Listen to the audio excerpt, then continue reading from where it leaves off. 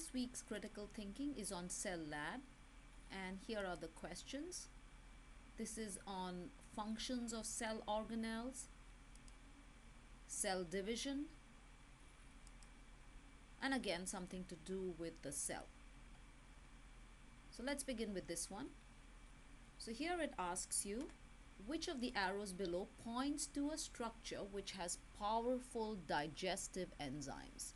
So again, this is the operative word, and the structure, the organelle, which has powerful digestive enzymes is the lysosome. And so hence the correct answer is B, which is a lysosome. A is smooth endoplasmic reticulum, whose function is not that. C is rough endoplasmic reticulum, and D is Golgi apparatus. And of course B is a lysosome. So that is the correct answer, B. So in other words, you must be able to identify and know their functions, and you could be asked a question either way. Let's look at this one where it is asking you, what is the amount of DNA in this particular cell, which is a dividing cell, if N is the amount of DNA a normal cell has?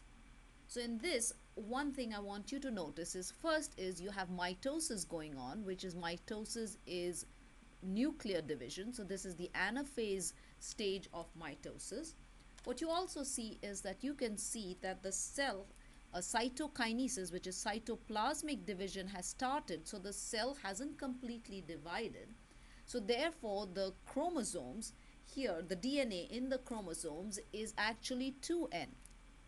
So that is the correct answer. The reason is, if once this divides and this becomes a single cell and this becomes another cell, then it will come back to normal. So if you look at a normal cell, if this is a normal cell and we say this, they are single threads, this is N amount of DNA. Before the cell begins to divide, the DNA replicates. So you can see this. So here the DNA has replicated. So each chromosome now consists of 2 threads, so that is 2N DNA. Now in this particular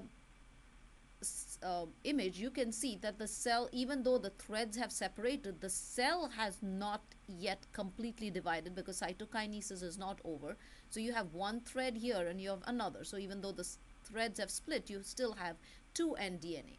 Once the cytoplasmic division is finished, then you will have 2 cells, and each cell will be the same as a normal cell, which is it'll have single threads, which would be N DNA. So in this particular image, you can see it still is 2N DNA, so that's why that is the correct answer. Let's go to the next question, where it tells you that the movement of ions occurs between the cytoplasm of the cell and the extracellular tissue. In order to do so, what would the ions need to pass through? So now let's first identify all the structures here. So the first is, this is the cell, which means that this area is the extracellular tissue. A is the cell membrane. B is the nucleus, and then on the outside, that's the nuclear membrane up here. So that's the nuclear membrane. C are this is a mitochondrion, and there are the others. And D is the cytoplasm. So in order to move between the cytoplasm and the extracellular tissue, ions like sodium, potassium, and so on will have to pass through the cell membrane or from the extracellular tissue into the cytoplasm. Again, they have to go through the cell membrane. So the correct answer therefore is A. So they have to pass through A. So when you get questions like this, first identify everything that you can see in that image, everything that is labeled, or even if it isn't labeled, you should be able to identify it and then choose the most appropriate answer.